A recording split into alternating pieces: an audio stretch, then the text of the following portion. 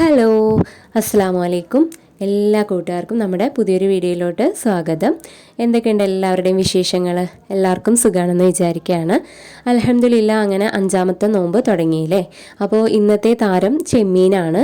ചെമ്മീൻ കൊണ്ട് ഒരു കറിയുടെ റെസിപ്പിയാണ് ഞാൻ കാണിക്കുന്നത്.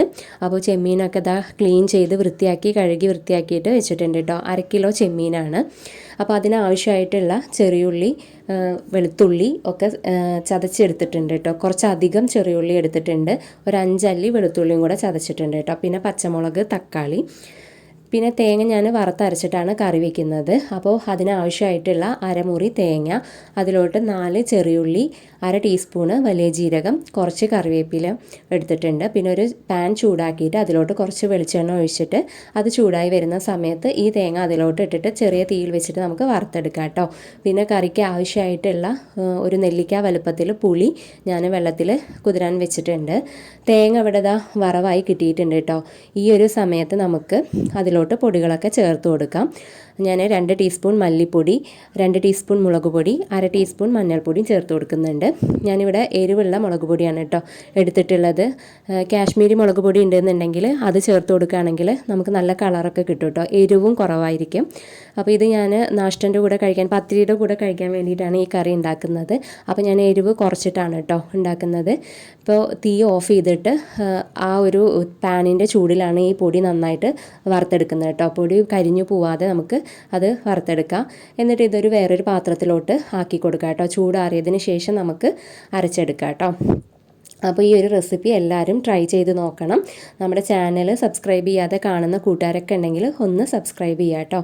കറി വെക്കാൻ വേണ്ടിയിട്ട് ഞാനിതാ അടുപ്പ് കത്തിച്ച് അതിലോട്ട് മൺകുടുക്ക വെച്ച് കൊടുക്കുന്നുണ്ട്. അതിലോട്ട് ഞാനൊരു 4 ടീസ്പൂൺ വെളിച്ചെണ്ണ ഒഴിച്ചു കൊടുക്കുന്നുണ്ട് കേട്ടോ. ആ എണ്ണ ചൂടായി വരുന്ന സമയത്ത് നമ്മൾ ചതച്ച് വെച്ച ചെറിയുള്ളി, വെളുത്തുള്ളി ഇട്ട് കൊടുത്തിട്ട് നന്നായിട്ടൊന്ന് വഴറ്റിയെടുക്കണം കേട്ടോ. നല്ലപോലെ വഴണ്ടി വന്നതിന് ശേഷം അതിലോട്ട് പച്ചമുളക് അരിഞ്ഞതും, കുറച്ച് കറിവേപ്പില, തക്കാളിയൊക്കെ ഇട്ടിട്ട് നല്ലപോലെ വഴറ്റിയെടുക്കണം. നന്നായിട്ട് തന്നെ വഴറ്റിയെടുക്കണം കേട്ടോ. ഈ ഒരു ടൈമിൽ നമ്മൾ ഉള്ളി വഴറ്റുന്ന ടൈമിൽ കുറച്ച് ഉപ്പും കൂടെ ചേർത്ത് കൊടുക്കുകയാണെങ്കിൽ പെട്ടെന്ന് വഴണ്ടി കിട്ടും.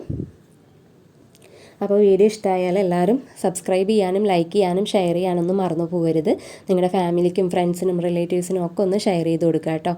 ഇതാ തക്കാളിയൊക്കെ നല്ല പോലെ വെന്തുടഞ്ഞിട്ട് കിട്ടിയിട്ടുണ്ട്. ഈ ഒരു ടൈമിൽ നമുക്ക് അതിലോട്ട് പുളി പിഴിഞ്ഞ് വെച്ചത് ആ വെള്ളം കൂടെ ചേർത്ത് കൊടുക്കുക. പിന്നെ കറിക്ക് ആവശ്യമായിട്ടുള്ള വെള്ളവും ഉപ്പും ഒക്കെ ചേർത്തിട്ട് നന്നായിട്ടൊന്ന് തിളപ്പിച്ചെടുക്കുക കേട്ടോ. അപ്പോൾ തേങ്ങ വറുത്ത് വെച്ചത് ഇവിടെ ചൂടാറിയിട്ടുണ്ട്. ഇനി അതൊന്ന് അരച്ചെടുക്കണം. കറി ഇവിടെ തിളച്ച് വന്നിട്ടുണ്ട്. അതിലോട്ട് നമുക്ക് ആ ചെമ്മീൻ ഇട്ട് കൊടുക്കാം. ആ കറി അടച്ച് വെച്ചിട്ട് ഒന്ന് വേവിച്ചെടുക്കുക കേട്ടോ. ചെമ്മീൻ വെന്ത് വരുന്ന ആ ഒരു സമയത്ത് നമുക്ക് ഈ അരപ്പും കൂടെ അതിലോട്ട് ഒഴിച്ചിട്ട് നന്നായിട്ടൊന്ന് തിളപ്പിച്ചെടുക്കുക. തിളച്ച് വരുന്ന സമയത്ത് കറി അടുപ്പിൽ നിന്ന് ഇറക്കി വെച്ചതിന് ശേഷം അതിലോട്ടൊന്ന് താളിച്ച് ഒഴിച്ചു കൊടുക്കുക കേട്ടോ.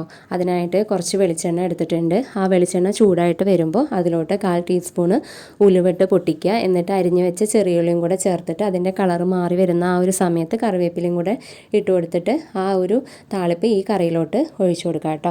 അപ്പോൾ അടിപൊളി ചെമ്മീൻ കറി റെഡി ആയിട്ടുണ്ട്. പത്തിരിക്കുള്ള മാവൊക്കെ കുഴച്ച് വെച്ചിട്ടുണ്ട്. പിന്നെ അതാ ജ്യൂസായിട്ട് ഇന്ന് മുന്തിരി ജ്യൂസും പിന്നെ മോരും വെള്ളം ഉണ്ടാക്കിയിട്ടുണ്ട്. ഇഞ്ചിയും കറിവേപ്പിലയും പച്ചമുളകൊക്കെ ഇട്ടിട്ട്. പിന്നെ ഷമാം ജ്യൂസാണ് കേട്ടോ. അതിലോട്ട് കുറച്ച് കസ്കസും കൂടെ ഇട്ട് കൊടുത്തിട്ടുണ്ട്. അപ്പോൾ ഇതൊക്കെ സെറ്റായിട്ടുണ്ട്. ഇനി അതൊക്കെ ഒന്ന് ഫ്രിഡ്ജിൽ വെക്കണം. പിന്നെ എണ്ണക്കടി പതിവ് പോലെ വാങ്ങി തന്നെയാണ് ചെയ്തിട്ടുള്ളത്.